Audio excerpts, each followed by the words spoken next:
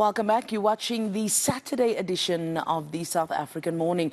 Now, the spate of terrible poisoning deaths of pupils has South African parents concerned. So the question is, what should you know to protect your children? We're joined now in studio by the Paediatrician Dr Khutso Sebetseba. Good morning, doctor. Thank you so much for your time this morning. Very worrying indeed. And I think as parents, we do feel a sense of responsibility to make sure that we know what our children consume. My first question to you perhaps is, how do you know that you should even suspect that your child has been poisoned? Good morning, and thank you for having me. I think we first need to be quite clear about what we mean when we say food poisoning. And obviously, I think most people think food poisoning, and we use it on a daily when we talk to, I went to a party and had some chicken, and the next day my tummy was running, right? And that's an entity of food poisoning, and that's basically food poisoning secondary to spoilage or secondary to being contaminated by bacteria or poison, because that's what food poisoning is, right? It's predominantly gastrointestinal symptoms. We can get other symptoms, which we'll touch on a little bit now, and they are predominantly due to contamination of food by bacteria or viruses. What's come under the spotlight recently is a different kind of food poisoning. And there's basically two types of that. And that's what we call, like what I like to think of as intentional food poisoning. So that would be, you know, people spiking food with, or making space cookies or spiking food with illicit substances. But there's also the entity of non-intentional food poisoning. And I think this is quite important because it's not something that we typically think about or look at. And this would happen, for example, in a case where, like street vendors, for example, if you think that when they go home at the end of the day, they are taking all that stock home with them and they're keeping it in a garage, in a back room, at the back of the house somewhere. And because it's food, it's going to attract rodents, it's going to attract cockroaches and insects, and they know that. So often what happens is there's a lot of pesticides there, things like rat poison, for example. There's rat droppings there are cockroach droppings there's Doom or whatever other insecticide has been sprayed there. And that's become quite an important part of why we are seeing the things that we are seeing, which are not characteristic of typical food poisoning.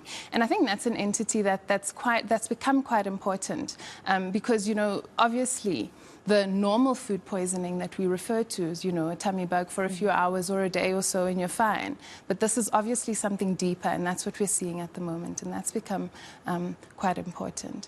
Yeah, let's then perhaps look at what the symptoms would be of this non-intentional food poisoning, as you call it. My child is coming back from school or playing with his friend in the street. He bought something at the spaza shop. What are the initial symptoms that we should look out for? Okay, so the first thing is it's important to note that symptoms can happen anything between 30 minutes and 6 days after consumption of a contaminated food substance, right?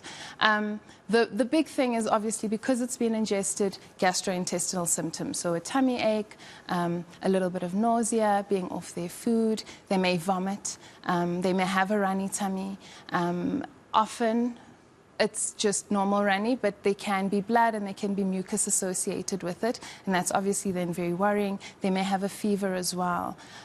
With the illicit substances, they quickly progress to what we call neuropsychiatric symptoms. So what that means is, you know, they may start hallucinating or behaving funny, or just being extra lethargic, sleepy, difficult to arouse, so what we call an altered level of consciousness. And obviously then in its most extreme form, they may then progress to seizures, which is obviously something you can't ignore and you'll be very aware of as a parent. But it's so concerning to me, Doc, that it can take up to 6 days for the child to show any symptoms. And as a parent, you really feel powerless. You don't know what to do. But let's say I do see some of these symptoms. What should be my first reaction as a parent?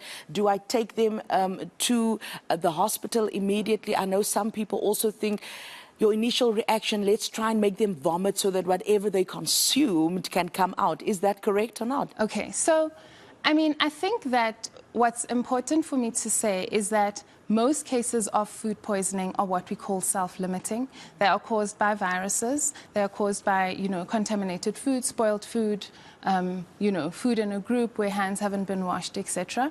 And most of them, your child will actually just get over it on their own, right?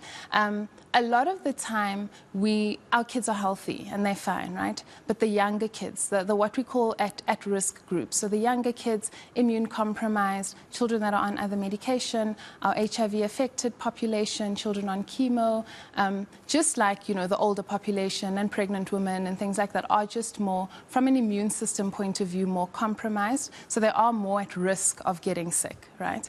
There are a lot of things that people that have, come into popularity of late, things like activated charcoal that people will give at home, or giving milk. I know for a long time people thought, no matter the toxin, give the milk, right?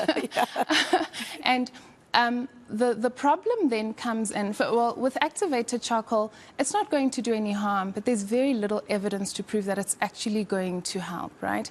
And it's quite strict. You actually have to give it within an hour of ingesting the toxin, and often parents don't even know that their child has ingested the toxin, and they've been at school and they don't know what time they've ingested it. So often the activated charcoal is not going to do anything. The milk thing, I don't know who started that. I still believe it. The milk thing and inducing vomiting, same thing. Yeah. Not much evidence for it, and in certain cases it may actually be quite harmful, because if you think my child is sluggish and drowsy and now I'm inducing vomiting, you then run into the risk of your child aspirating the vomiting, and then you have bigger problems than the initial poisoning itself, right? So what we tend to say is, if we have mild symptoms, so if, for example, my child's just a little bit off, he's complaining that his tummy is sore, he may be nauseous, or having a little bit of a runny tummy, then we give oral sips, provided it's not bloody, provided he's not obviously dehydrated, he hasn't lost consciousness or had seizures, because those are obvious red flags that say to you, listen, something is seriously wrong, let's get this child to a hospital, right? Yeah. So what I hear you saying is that we need to get help. Yes, absolutely. We need to get help. We're busy running out of time, but I have two more questions for you. I want to get to the prevention of it, because right now we feel like we don't have control. But I do want to ask you, why do you think it is that a certain or only certain children are affected by this non-intentional food poisoning, as we are calling it, when clearly there was a batch of chips or whatever it is that was bad?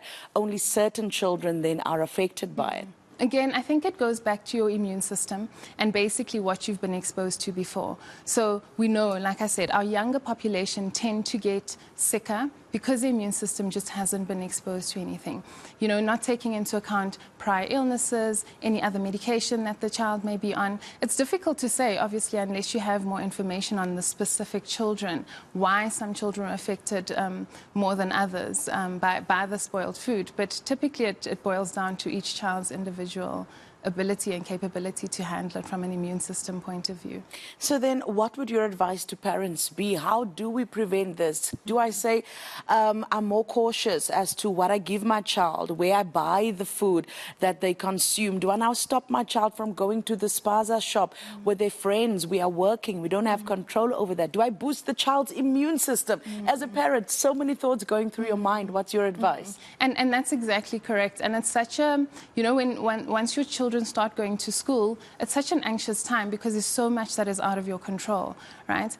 I think for the most part, what we can do is teach our children, listen, if I didn't buy it, if mommy didn't buy it, we don't eat it, right? If we didn't buy it together, if I did not prepare it for you, we don't eat it, right? And that's obviously all sounds great until they're with their friends and they go past the spaza shop and there is a thing there, right?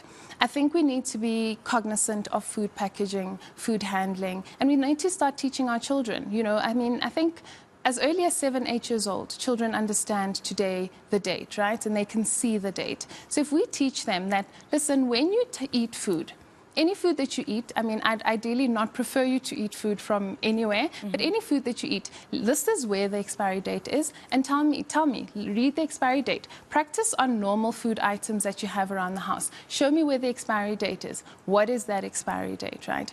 Unfortunately, there are a lot of snacks and stuff that are not barcoded, that don't have that sort of thing.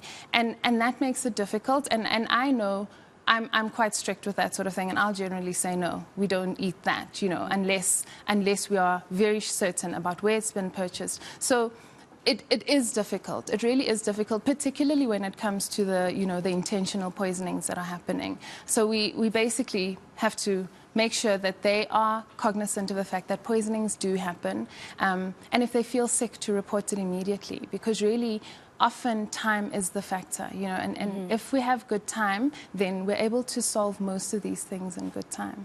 There you have it. Thank you so much for your insight and sharing your wisdom today. Very crucial information there from the Paediatrician Dr Khutso Sebetseba, reminding us that it is important to check the food labeling.